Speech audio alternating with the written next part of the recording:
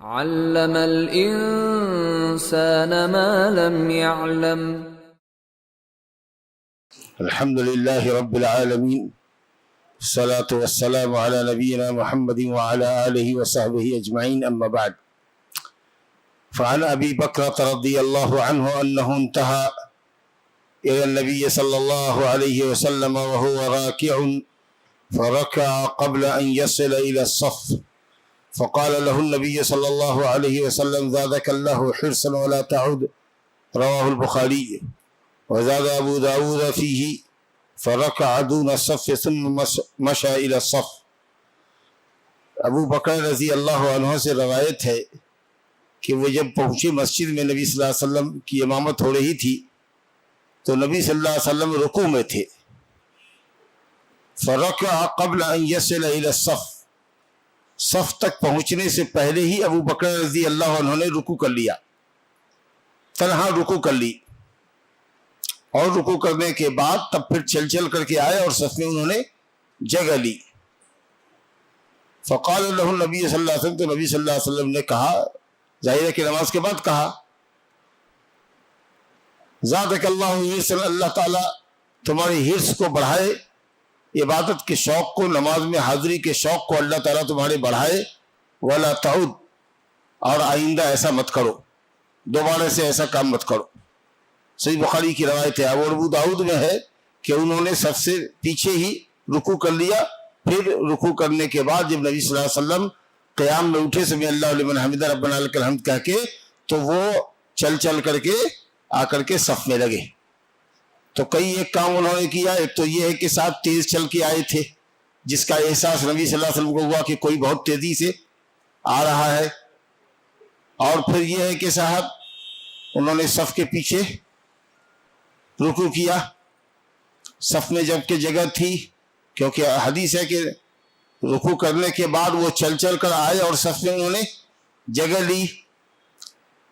اور تیسری بات یہ ہے کہ انہوں نے رکوع پا لیا تو نبی صلی اللہ علیہ وسلم نے نماز پلٹانے کا حکم نہیں دیا. 3 مسائل کا اس سے استنباط کیا ہے علماء نے. کہتے ہیں کہ 2 چیز سے نبی صلی اللہ علیہ وسلم نے منع فرمایا. زادک اللہ حرصا ولا تعود کا مطلب یہ ہے کہ آئندہ ایسا مت کرو، بھاگتے ہوئے مسجد میں مت آؤ. جیسا کہ نیچے روایت آئے گی کہ آدمی مسجد میں آئے تو پورے سکینت کے ساتھ، سکون اور وقار کے ساتھ آئے، دل میں سکون ہو، اور وقار کا تعلق ہاتھ پاؤں سے ہے. ایک باوقار آدمی جیسے چلتا ہے اس طریقے سے چلو، اور سکون اطمینان کے ساتھ، ہدوء کے ساتھ، آرام کے ساتھ آؤ مسجد میں، کیونکہ رب العالمین کے پاس جا رہے ہو، رب العالمین سے ملاقات کے لیے جا رہے ہو، رب العالمین سے مناجات کے پاس جا رہے ہو، مناجات کے لیے جا رہے ہو. تو بھاگتے دوڑتے ہوئے نہیں آنا چاہیے رکوع پانے کی لالچ میں.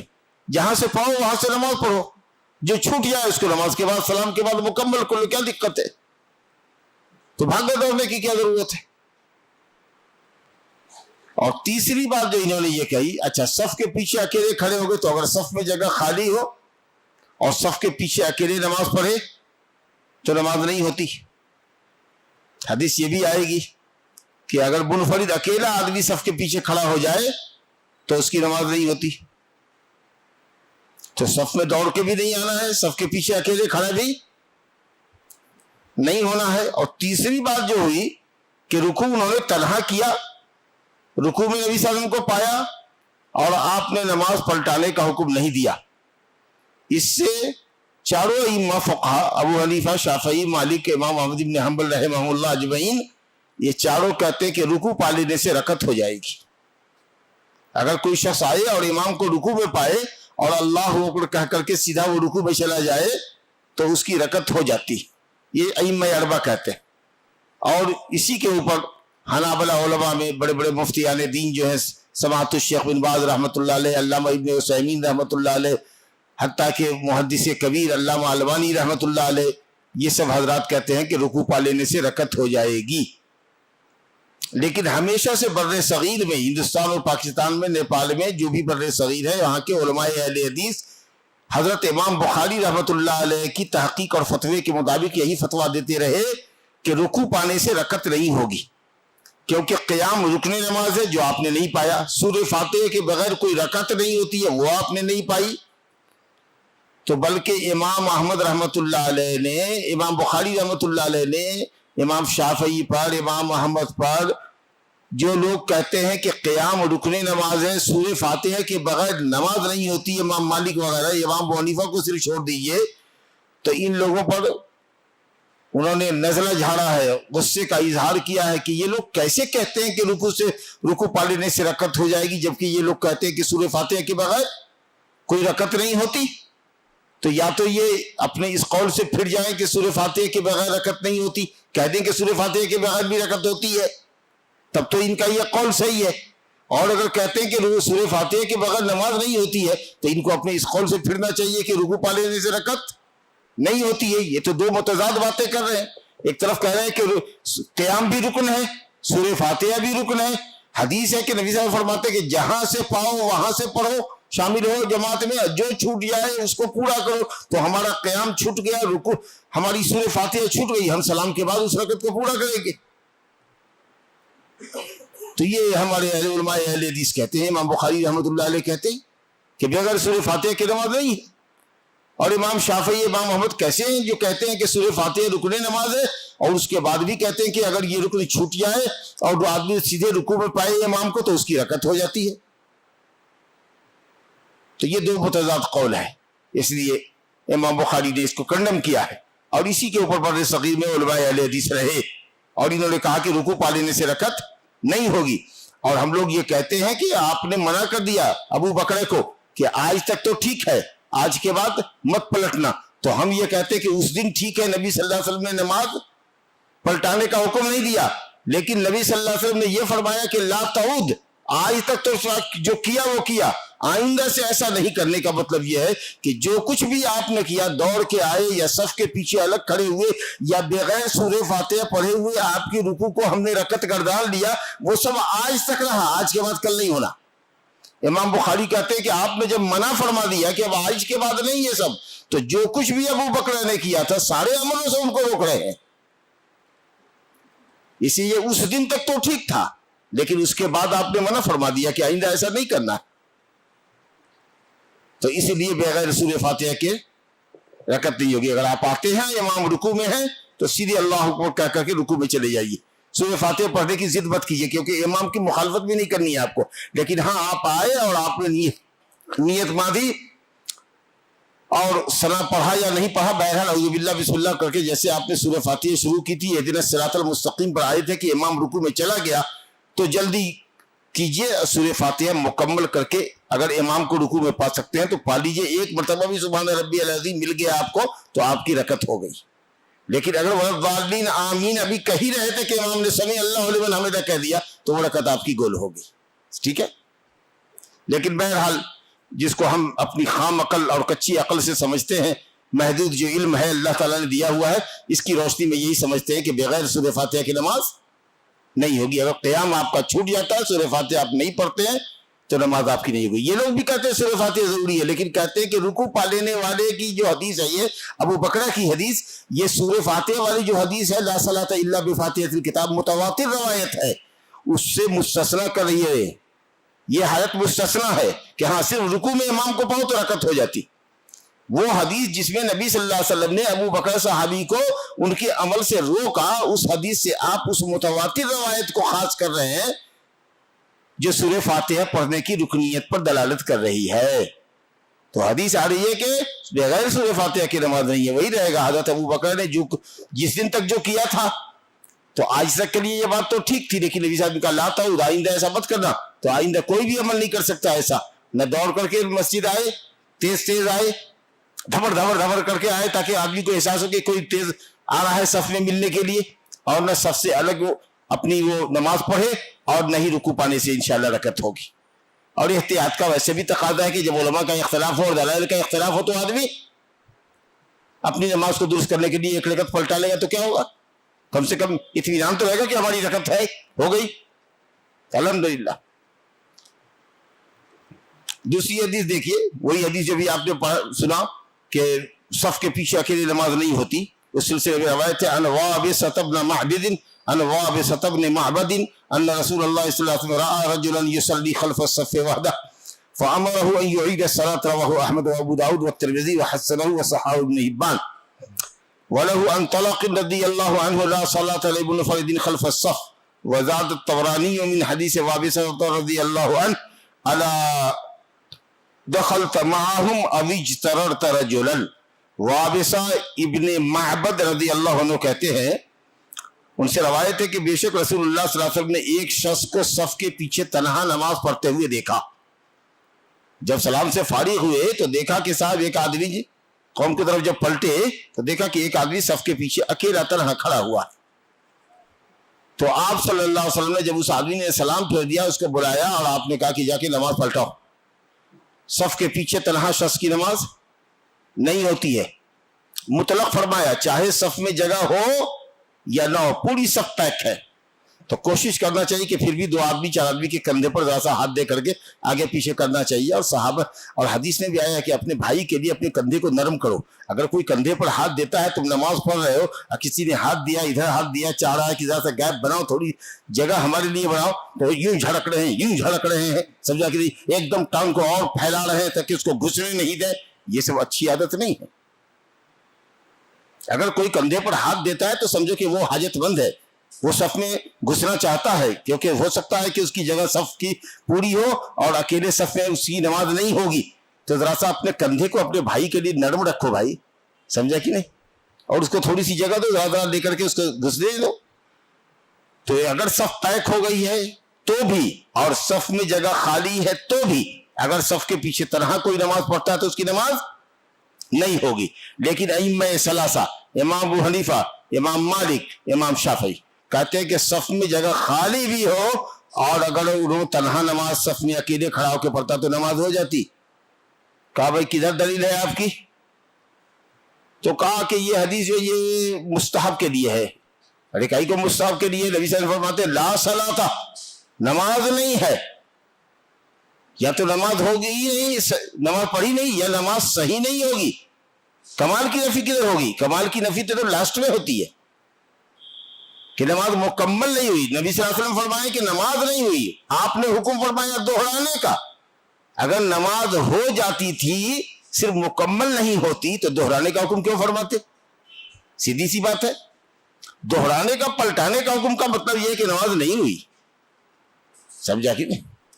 تو اس لیے ائمہ ثلاثہ کا یہ قول صحیح نہیں. امام احمد بن حنبل کہتے ہیں کہ صف اگر بالکل پیک ہو چکی ہو, کہیں جگہ نہیں ہے گھسنے کی, وہ چاہتا تو ہے داخل ہونا لیکن نہیں, جگہ نہیں ہے, یا جگہ ہے, دونوں ہی حالت میں اگر صف کے پیچھے نماز پڑھتا ہے اکیلا تو نماز نہیں ہوگی. اور ان کی دلیل حدیث.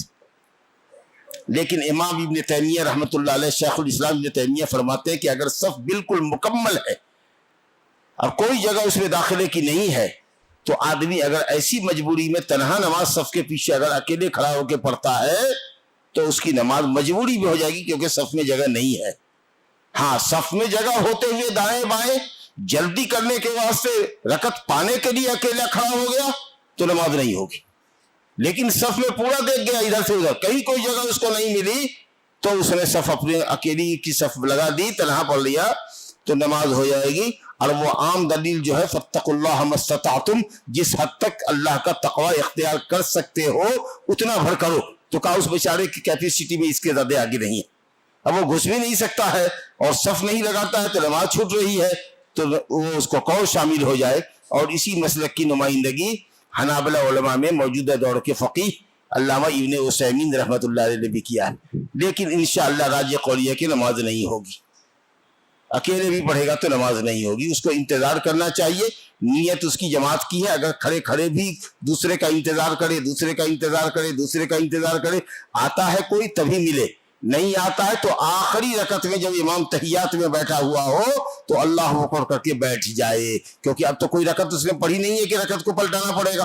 ٹھیک ہے, اور اللہ تعالیٰ اس کی حسن نیت کو جان رہا ہے کہ بندہ آیا ہوا ہے اور دوسری رکعت سے کھڑا ہوا ہے, کوئی بھی آدمی نہیں آیا, تو انشاءاللہ تعالیٰ اللہ تعالیٰ اس کے حسن نیت کا اعتبار کرتے ہوئے اللہ اس کو جماعت کا ثواب دے دے گا.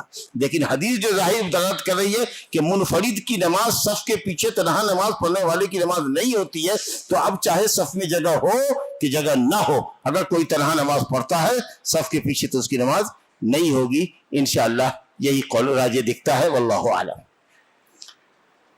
दूसरी रिवायत भी तलक की है, तलक इब्न अदी से कि मुनफरिद की नमाज सफ के पीछे नहीं होती। तबरानी में वाबिसा की रवायत में यह है कि आपने उस शख्स को कहा कि अला दखल तमाम, क्यों नहीं तुम दाखिल हो गए सफ के अंदर, या अगर सफ में जगह नहीं दी तो किसी को खींच लेते पीछे। ये मसला भी बड़ा था, पहले खूब चलता था, अगर लोग आए देखा सब भरी हुई है, एक आदमी को पीछे खड़ी खींच लिया और खड़े हो गए उसके साथ, समझा। लेकिन ये हदीस ज़ईफ है, तो आपको क्या हक है कि आप उसको पहले सफ की फजीलत से महरूम कर रहे हैं, दूसरे सफ में खींच रहे हैं, और आप अपने फायदे के लिए उसको खींच लिया, पहले सफ की फजीलत से महरूम कर दिया और पहले सफ में गैप भी छोड़ दिया, सफ मुकम्मल भी नहीं हुई। जब आपने खींचा तो एक आदमी की जगह तो सफ में खाली रही ना, तो सफ ना मुकम्मल रही और उस आदमी को पहली सफ की फजीलत से आपने महरूम कर दिया, तो ये हक आपको नहीं है खींचने का। या तो आप उसमें जगह बनाइए सफ के अंदर, लोगों को, कई लोगों के कंधे को जगह दीजिए, थोड़ा थोड़ा थोड़ा, अगर 2-2 इंच, 1-1 इंच लोग सरकते तो 6 इंच निकल जाती है आपके लिए, तो इंशाल्लाह आपकी जगह हो जाती है। अगर नहीं होती है तो आप खड़े रहिए यहाँ तक कि कोई आए तो उसके साथ मिलिए, और नहीं तो तहियात के अंदर मिल जाइए। अल्लाह रब्बुल आलमीन से हुस्न ज़न रखिए, जमात का सवाब आपको इंशाल्लाह देगा वो। लेकिन वो पीछे खींचने वाली जो रवायत है कि एक आदमी को अगली सफ से खींच लो, ये हदीस कमजोर है। चलिए साहब, अब मस्जिद में आने के आदाब बताए जा रहे हैं जबरदस्त हदीस है अबू हुरैरा रज़ियल्लाहु अन्हु की। देखिए, वहां अबी हुरैरा रज़ियल्लाहु अन्हु अन नबी सल्लल्लाहु अलैहि वसल्लम क़ाल इज़ा समिअतुमुल इक़ामत फमशू इलस्सलाति व अलैकुमुस सकीनह वल वक़ार वला तुस्रि'ू फमा अदरकतुम फसल्लू वमा फातकुम फअतिम्मू, मुत्तफ़क़ुन अलैहि वल लफ्ज़ु लिल बुखारी। अबू हुरैरा रज़ियल्लाहु अन्हु नबी सल्लल्लाहु अलैहि वसल्लम से रवायत करते हुए फरमाते हैं कि आप सल्लल्लाहु अलैहि वसल्लम ने फरमाया, इज़ा समिअतुमुल इक़ामा, जब इक़ामत सुनो तो नमाज को चल के आओ, दौड़ के मत आओ। आम तरीके से लोग पहले से बैठे रहते हैं, आम लोगों का जो मिजाज है, घरों में बैठे हैं जिनके, जब इक़ामत के कलिमात माइक से सुने ना तो उसके बाद जल्दी भागते भागते आते हैं ताकि पहली रिकत पाए। अगर पहली रिकत पाना है तो पहली रिकत के हिसाब से आओ भाई, तकबीर उला है, तकबीर उला पाना है, सफ़े अव्वल में जगह लेनी है, तो इक़ामत सुनकर के आते हैं। या दूसरी रिकतों में आए, और आए तो देखा मस्जिद में, जब आए तो देखा कि साहब बावजू है, इमाम है, सिर्री नमाज चल रही है, तो जल्दी जल्दी जल्दी आते हैं ताकि इमाम रुकू में चला नहीं जाए। यही नहीं होता है, रकत पाने का चक्कर होता। तो कहा ऐसा कुछ मत करो, जब मस्जिद के अंदर आओ तो चल के आओ, बावकार तरीके से चल के आओ। अलैकुमुस सकीना वल वक़ार, तुम पर सकीनत और वक़ार होना चाहिए। सकीनत सुकून, सुकून, सुकून कहाँ होता है? सकीनत कहाँ होती है? दिल में। दिल में सकीनत हो, इत्मीनान हो, घबराहट ना हो। और वक़ार आज़ा के अंदर, जैसे एक बावकार आदमी चलता है, अल्लाह के सामने आ रहे हो, वक़ार के साथ आओ। वला तुस्रि'ू, इसरा मत करो, जल्दी मत करो। जूता निकाले, एक जूता यहाँ फेंकाया, एक जूता कहीं और फेंकाया, और तेजी में आए। अगर हाँ थोड़ी सी तेजी, चाल में अगर थोड़ी सी तेजी हो जाए, ऐसी तेजी जो वक़ार के खिलाफ ना हो, जरा सा पाँव थोड़ा तेज चला दिया तो और बात है। लेकिन जिसको कहते हैं तेज चलना, हल्के दौड़ने के मिसल, जो एक बावकार आदमी नहीं चल सकता सड़क पर, आप किसी बावकार आदमी को दौड़ते हुए नहीं पाइएगा, समझा कि नहीं? तो उस तरीका से अगर हल्की तेजी अगर आ जाती है, थोड़ा पाँव तेज चलते हो, तो इंशाल्लाह कोई हर्ज नहीं है, समझा कि नहीं? बाद उलमा ने कहा कि नहीं, वो भी तेज नहीं चलना है, नॉर्मली जैसे तुम चलते हो वैसे ही चल के मस्जिद में आओ, जहां से पाओ इमाम को वहीं से मिल जाओ। देखो, फमा अदरकतुम फसल्लू, जहां से पाओ वहां से नमाज पढ़ो, जो छूट जाए उसको पूरा करो, जो छूट जाए उसको पूरा करो। अगर इमाम को रुकू में पाया तो अहले हदीसों के मसलक के मुताबिक उसकी रकत नहीं हुई तो रुकू में चले जाओ और पूरी नमाज मुकम्मल करो, और इमाम के सलाम फेरने के बाद एक रकत पूरी करो, ठीक है?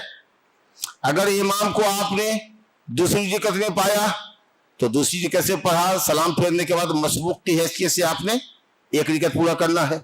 इमाम को दूसरी रकत में तहियात में पाया, इमाम के साथ तहियात में बैठ जाओ, उसके बाद उठो, 2 रकत इमाम के साथ मिली, तुम्हारी 4 रकत वाली नमाज है। सलाम के बाद इमाम के साथ 2 रकत, इमाम के बाद 2 रकत पढ़ लो, 3 रकत छूट जाए 3 रकत पढ़ लो, इवन 4 रकत छूट जाए, आखिरी तहियात में सलाम पढ़ने से पहले, इमाम के सलाम फेरने से पहले आए हो तो बैठो और 4 रकत मुकम्मल करो, ठीक है? अब सवाल सिर्फ ये है कि अगर आप 1 रकत में मिले हैं, इमाम के साथ छूट गई है, दूसरी रकत में मिले, تو یہ آپ کی پہلی رکعت ہوگی یا امام کی دوسری رکعت کے حساب سے آپ کی بھی دوسری ہوگی؟ یہ ہے اصل مسئلہ۔ تو جہاں سے آپ تکبیر تحریمہ کرتے ہیں، نماز ملتے ہیں، وہ آپ کی نماز کی شروعات ہے، ابتدا ہے وہ آپ کی۔ امام کی چاہے جون سی بھی رکعت ہو، لیکن آپ کی وہ تکبیر تحریمہ کے ساتھ جو نماز ہو رہی ہے وہ پہلی رکعت ہے۔ اس کا مطلب آپ نے کیا سمجھا کہ اگر امام نے 2 رکعت کے بعد تحیات کے بعد جب اٹھا وہ تیسری رکعت کے لیے، تو وہ تیسری رکعت آپ کی کون رکعت ہوئی؟ دوسری۔ ارے پہلی تو دوسری تو پایا ہی، امام جب دوسری رکعت میں تھا تو ہم نے اس کو پایا، تو 1 رکعت ہوئی۔ جب امام تیسری رکعت کے لیے تحیات کے بعد اٹھا تو وہ اس کی تیسری اور ہماری کون؟ دوسری۔ اور تم جانتے کہ پہلی اور دوسری رکعت کے اندر سری نماز کے اندر مقتدی بھی سورہ فاتحہ کے ساتھ ساتھ سورت ملا تھا۔ تو اگر امام کو تم نے الحمدللہ ماشاءاللہ تم نے پڑھ لیا، لیکن امام تھوڑی سی گاڑھی قرت کرنے والا ہے اور تم قل هو اللہ انا اعطینا جیسی سورت پڑھ سکتے امام کی تیسری رکعت میں، جو کہ آپ کی دوسری رکعت ہے، تو آپ کو پڑھ لینا چاہیے، موقع گنوانا نہیں چاہیے، کیونکہ پہلی 2 رکعت میں مقتدیوں کو بھی سورہ ملانا جیسے امام ملاتا ہے۔ آپ سمجھے کہ نہیں؟ تو آپ سورہ ملا لیجیے، لیکن نہیں، اگر مان لیجیے کہ قل هو اللہ احد کیا تھا کہ امام نے کہا اللہ اکبر، تو چھوڑ دو، ایک ہی آیت پڑھ کر کے چلے جاؤ، کیونکہ جب امام رکوع میں چلا جائے تو اپنے کو ٹھہر کر کے قل هو اللہ مکمل نہیں کرنا چاہیے، صرف سورہ فاتحہ کو مکمل کرنے کے لیے ٹھہر سکتے ہو، کیونکہ اس کے بغیر نماز نہیں ہوگی، باقی آپ چلے جاؤ، ٹھیک ہے؟ 2 رکعت آپ کی چھوٹ گئی، امام کی تیسری اور چوتھی رکعت میں آپ پہنچے، تو آپ کی یہ دونوں پہلی 2 رکعت ہے۔ اگر امام کے پیچھے سورہ ملا سکتے ہو چھوٹی چھوٹی تو ملا لو، اگر نہیں ملاتے صرف الحمد شریف پڑھتے اور امام کے ساتھ رکوع کر لے تو الحمدللہ ہو گئی آپ کی، سورہ نہیں ملانا۔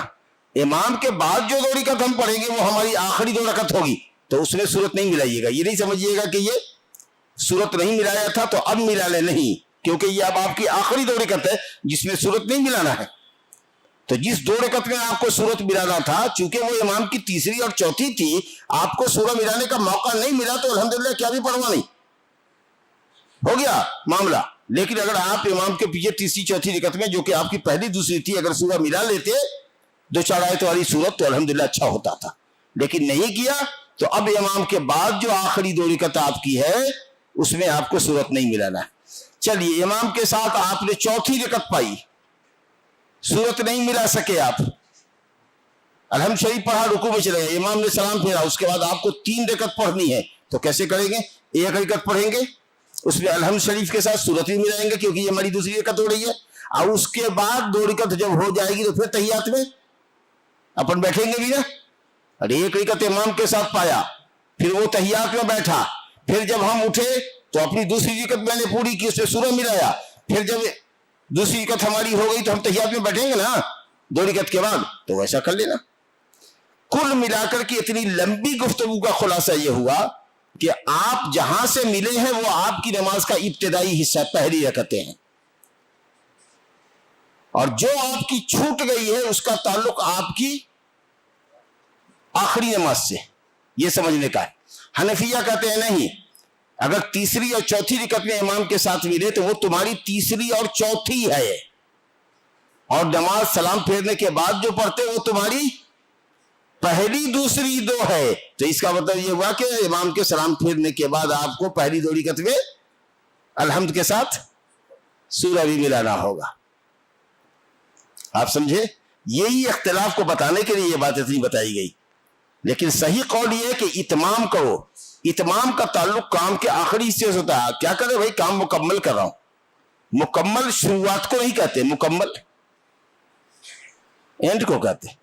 ما ادرکتم فصلوا، جو پاؤ اس کو پڑھو، جو چھوٹ جائے وہ تمہاری نماز کا اینڈنگ حصہ ہے، آخری والا حصہ ہے، لاسٹ کا حصہ ہے۔ اس کا مطلب ہوا کہ جہاں سے تم ملے تھے وہ تمہاری نماز کا پہلا حصہ تھا۔ آپ سمجھے؟ تو اگر 1 رکعت امام کے ساتھ پڑھا ہے تو 1 رکعت کے بعد آپ کو تحیات میں بیٹھنا واجب ہوگا، نہیں تو آپ پر سجدہ سہو لازم آئے گا۔ لیکن حنفی کیا کرے گا؟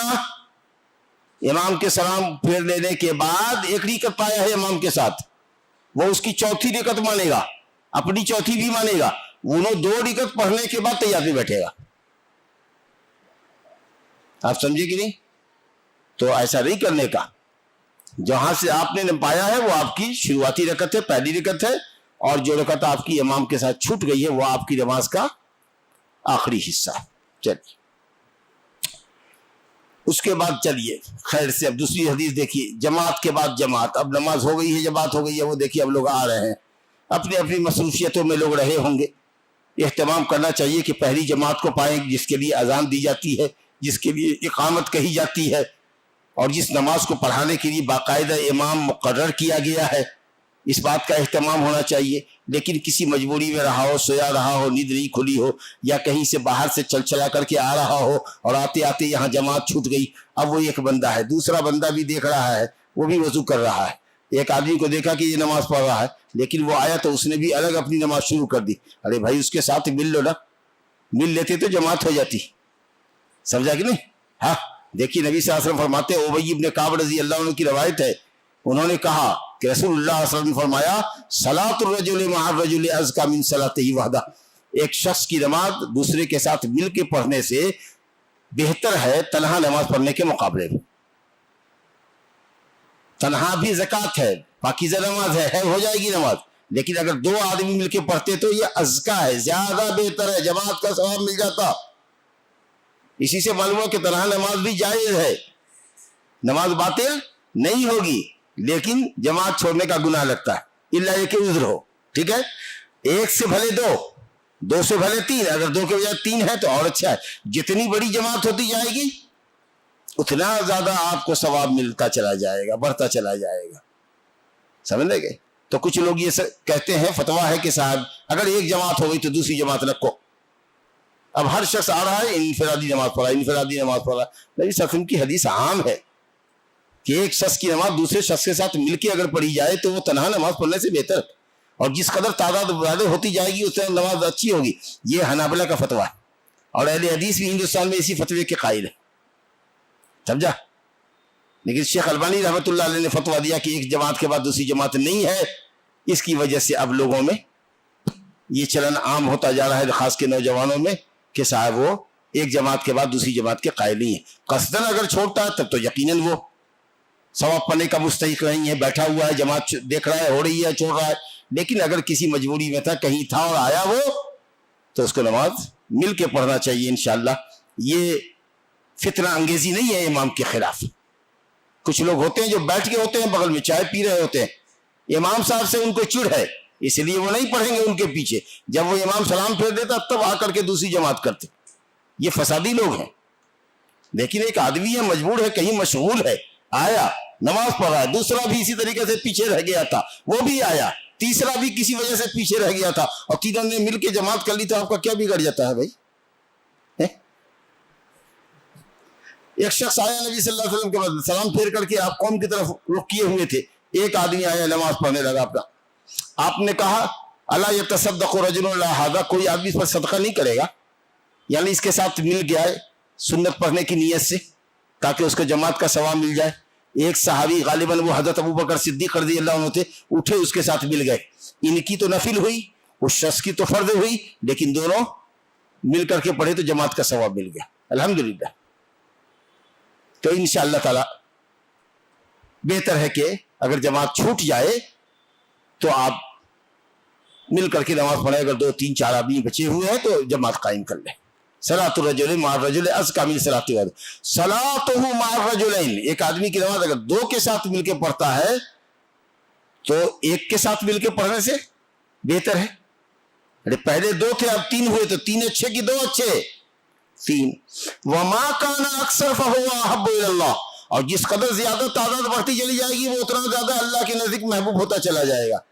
تو اب آپ سمجھ لیجیے، جتنی بڑی جماعت ہو اس جماعت میں شرکت کرنی چاہیے. اب ایک یہ مسجد ہے مثال کے طور پر، جہاں بڑی جماعت ہوتی ہے، ماشاءاللہ 500 700 آدمی ہوتے ہیں ایک اندازے کے مطابق. دوسری مسجد تھوڑے فاصلے پر ہے آپ کے، مثال کے طور پر وہاں 20 آدمی ہوتے ہیں، 25 آدمی ہوتے ہیں. آپ کے پاس آپشن ہے کہ وہاں بھی پڑھ سکتے ہیں، یہاں بھی پڑھ سکتے ہیں. لیکن ماشاءاللہ اگر آپ بڑی جماعت والی مسجد میں جاتے ہیں جہاں بڑی جماعت ہے 500 700 کی ہے، تو آپ کو نماز کہاں پڑھنا چاہیے؟ 500 700 والی میں، کیونکہ جہاں جتنی بڑی جماعت ہوگی حدیث پاک میں ہے کہ اتنا زیادہ آدمی اللہ کا محبوب ہوگا. تو بڑی جماعت والی مسجد کے اندر نماز پڑھنا چاہیے. وما کان اکثر، جہاں نمازی کی تعداد جتنی بڑھتی چلی جائے گی فہو احب الی اللہ، وہ اتنا زیادہ اللہ کے محبوب ہوتے چلے جائیں گے. رواہ ابو داؤد اور نسائی وصححہ ابن حبان. اس کے بعد ام ورقہ رضی اللہ عنہ کی حدیث ہے. اس باب کو آج ہم چیپٹر کو ختم کر دیتے ہیں. ام ورقہ رضی اللہ عنہ کی روایت ہے کہ نبی صلی اللہ علیہ وسلم نے ان کو حکم دیا کہ وہ اپنے گھر والوں کو نماز پڑھا سکتی ہے. گھر والوں سے مراد گھر کی عورتوں کی، کیونکہ عورت کوئی بھی ہو، چاہے کتنی قابل فاضلہ ہو، قابلہ فاضلہ عالمہ قاریہ حافظہ ہو، لیکن وہ مرد کی امامت نہیں کر سکتی. تو ام ورقہ کو کہا کہ وہ اپنے گھر کی عورتوں کی امامت کر سکتی ہیں. حدیث میں کلام ہے، اگرچہ ابن خزیمہ نے اس کو صحیح کہا ہے، تو اسی لیے اہل علم نے کہا ہے کہ اگر عورت چاہے تو اپنے گھر والوں کی امامت، گھر کی عورتوں کی امامت کر سکتی ہے. لیکن وہ عورت امامت کرے گی تو مرد کی طرح آگے نکل کے نہیں کرے گی، وہ بیچ صف میں ہی کھڑی ہوگی. دائیں بائیں اس کی عورتیں کھڑی ہوں گی، وہ بیچ صف میں رہے گی، مرد کی طرح آگے نکل کر نہیں کرے گی. اور اذان نہیں کہے گی اور اقامت نہیں کہے گی، اس کے لیے اذان اور اقامت بھی نہیں ہے، اقامت بھی نہیں دے گی. بس سب سیدھی کیا، مل کے کھڑی ہوئی، ہاں چلو ٹھیک ہے، چلو نماز شروع کرتی ہوں. اللہ، آپ سمجھے نا؟ ہاں. اس کے بعد آگے دیکھیے، انس بن مالک رضی اللہ عنہ کہتے ہیں کہ نبی صلی اللہ علیہ وسلم نے ابن ام مکتوم کو لوگوں کی امامت کے لیے مقرر کیا، اپنا نائب بنایا، درا حالانکہ وہ اندھے تھے. رواہ احمد و ابو داؤد. اور ایسے ہی روایت ابن حبان میں عائشہ سے ہے. تو معلوم یہ ہوا کہ نابینا شخص بھی جو عالم ہے، قاری قرآن ہے، حافظ ہے، مسائل کو جانتا ہے، لیکن دونوں آنکھ کا نابینا ہے، تو وہ امامت کرنے کا اہل ہے کہ نہیں ہے؟ یوم القوم اقرأہم لکتاب اللہ، قوم کی امامت وہ کرے جس کو سب سے زیادہ قرآن یاد ہو، قرآن سب سے زیادہ صحیح پڑھنا جانتا ہو اور امامت کرنا جانتا ہو. تو وہ اندھا امام نبی صلی اللہ علیہ وسلم کا ابن ام مکتوم نابینا صحابی نبی صلی اللہ علیہ وسلم کی خلافت اور نیابت کر رہے ہیں، مدینے کے اندر نماز پڑھا رہے. سمجھا؟ لیکن چلیے، آنکھ والا بھی ہے اور نابینا بھی ہے، اور دونوں کو قرآن برابر سے یاد ہے، اور ایک طرح سے اچھا پڑھتا بھی ہے، اور دونوں ماشاءاللہ مسائل بھی خوب اچھا جانتے ہیں. تو ایسی صورت میں نابینا کو بنانا ہے امام کے بینا کو بنانا ہے؟ بینا کو بنانا ہے. افضل یہ ہوگا کہ بینا کو بناؤ، کیونکہ وہ ذرا سا قبلے کو دیکھ رہا ہے، سیدھا رہے گا. نابینا کو لا کر کے اگر کھڑا بھی کر دو گے تو ہو سکتا ہے کہ کسی رکعت میں وہ ایسے ہو جائے، تھوڑا ٹیڑھا ہو جائے. سمجھا کہ نہیں؟ تو قبلے کی طرف زیادہ ایکوریٹ جو رخ کر کے نماز پڑھے گا وہ کون پڑھے گا؟ بینا، آنکھ والا.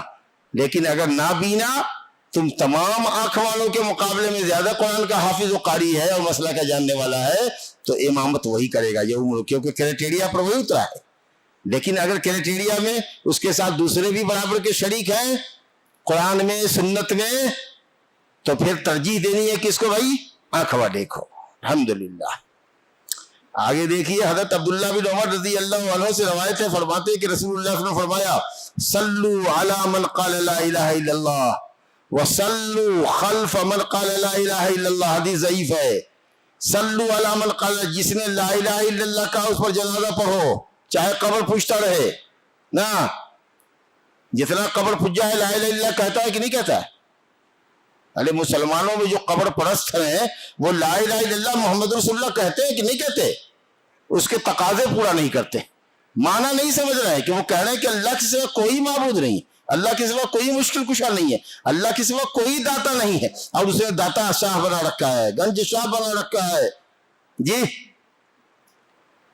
غریب نواز بنا رکھا ہے. تو اتنے نوازنے والے بنا رکھے ہیں، تو ظاہر ہے کہ عقیدہ تو کفریہ ہے. تو لا الہ الا اللہ وہ کہتا ہے لیکن کفریہ عقیدہ ہے اس کا، تو اس پر جنازہ ہم نہیں پڑھیں گے اگرچہ لا الہ الا اللہ کہتا ہو. آپ سمجھ رہے ہیں؟ کہیے گا حدیث کی خلاف ورزی کریں، ہم کب حدیث کی خلاف ورزی کرنے والے ہیں؟ ہم تو اہل الحدیث ہیں الحمدللہ، مگر یہ حدیث ہی ضعیف ہے، قابل حجت ہی نہیں. آپ سمجھے کہ؟ اور اسی طریقے سے کہا کہ ہر لا الہ الا اللہ کہنے والے کے پیچھے نماز پڑھو.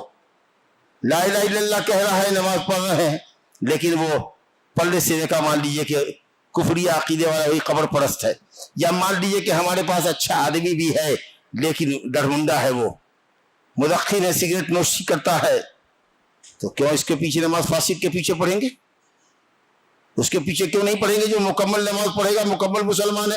ہاں لیکن یہ دیکھیں گے کہ شرک نہیں کرتا ہے لیکن داڑھی موڑتا ہے, سگریٹ پیتا ہے, اور وہی سب سے زیادہ قرآن پڑھنے والا ہے, اور اس سے اچھا وہاں پر کوئی آدمی نہیں ہے, تو چلو اسی فاسق کو امام بناؤ, کیونکہ نماز اس کے پیچھے, کل بھی یہ مسئلہ آیا تھا کہ فاسق کے پیچھے نماز ہو جائے گی, لیکن اچھا متقی پرہیزگار امام ہونا چاہیے, مقررہ جی. لیکن کبھی اگر ایسا ہو کہ امام نہیں آیا, بھئی اپنے ہی میں کسی کو پڑھانا ہے, تو دیکھ رہے ہیں کہ وہ جو ڈرمنڈا ہے اس کو قرآن زیادہ یاد ہے اور اچھا پڑھنا آتا ہے, بھئی چلیے آپ ہی پڑھیے, چاہے اتنی لمبی داڑھی والا ہے مگر اس کو کچھ یاد نہیں آتا, تو چلو بھائی اس کو پڑھاؤ. آپ سمجھے نا؟